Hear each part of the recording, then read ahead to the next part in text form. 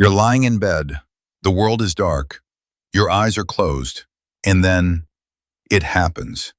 You're flying, or falling, or being chased by something you can't see, or you're back in high school, it's exam day, and you haven't studied, or you're having a conversation with someone who's been dead for years.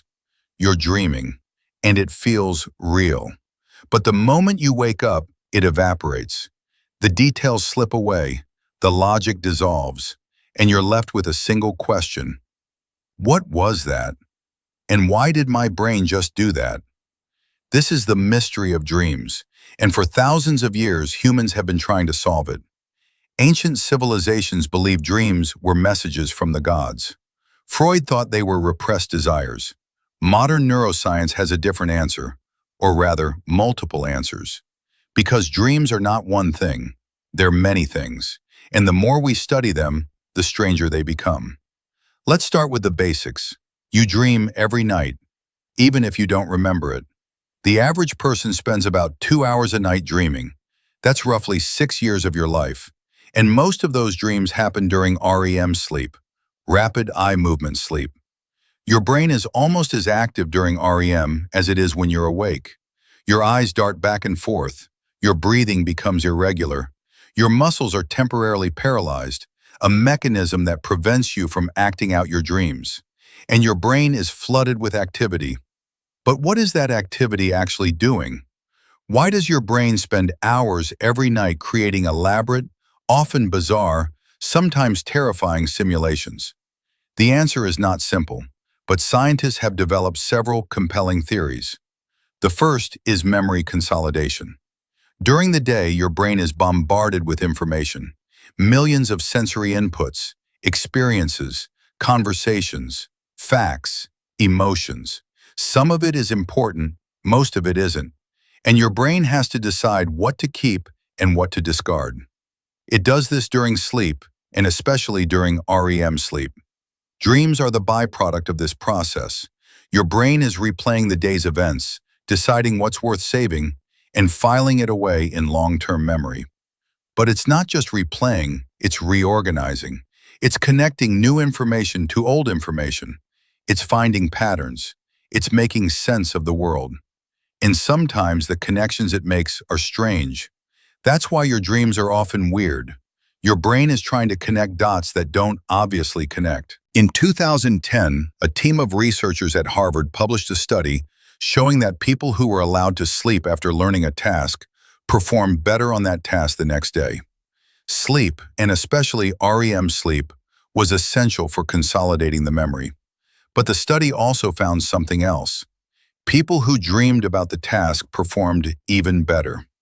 The dream wasn't a distraction, it was part of the learning process. The second theory is threat simulation. According to this theory, dreams are a way of preparing you for danger. Your brain is running simulations of threatening scenarios, being chased, attacked, lost, trapped, so that if you ever encounter those situations in real life, you'll be better equipped to handle them.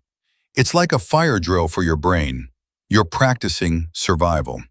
And the evidence for this theory is compelling. People who have experienced trauma often dream about it. Their brains are trying to process the threat. People who live in dangerous environments dream more about threats. And children who are more vulnerable dream more about being chased than adults.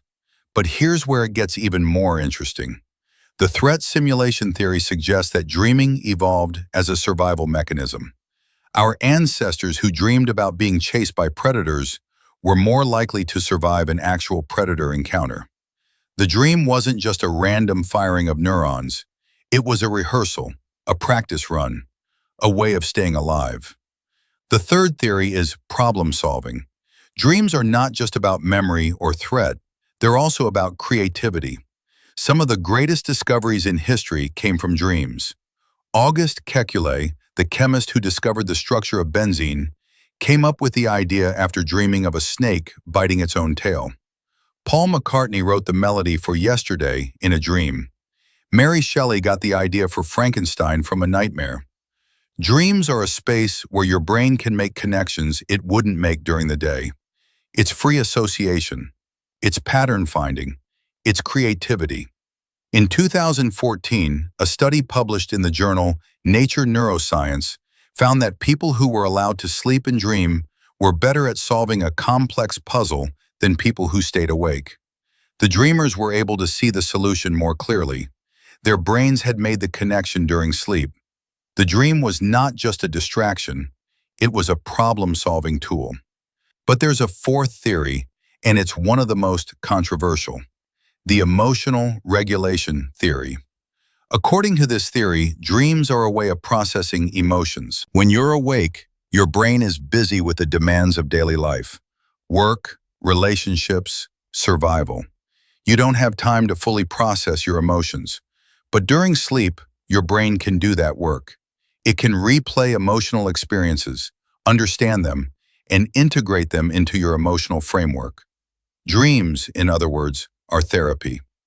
In 2011, a study from the University of California, Berkeley, found that people who slept after a stressful experience showed lower emotional reactivity to that experience the next day. They had processed it. They had moved on. The sleep and the dreams that accompanied it were essential to that process. So where does this leave us? Dreams are not one thing. They're many things. They're memory consolidation. They're threat simulation. They're problem solving. They're emotional regulation. They're all of these at once. And they're also something else, something we haven't fully understood. Because dreams are subjective. They're personal. They're shaped by your experiences, your fears, your desires, your memories. No one else can see your dreams. No one else can interpret them the way you can. And that's the real mystery. Dreams are a window into your own mind, a window that only opens at night, a window that shows you things you can't see during the day, a window that reminds you that there's more to your brain than you'll ever fully understand.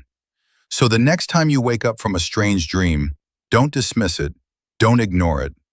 Ask yourself, what was that? And why did my brain just do that? Because the answer might tell you something about who you are, about what you're afraid of, about what you're hoping for, about what you're trying to solve. Dreams are not random, they're not meaningless.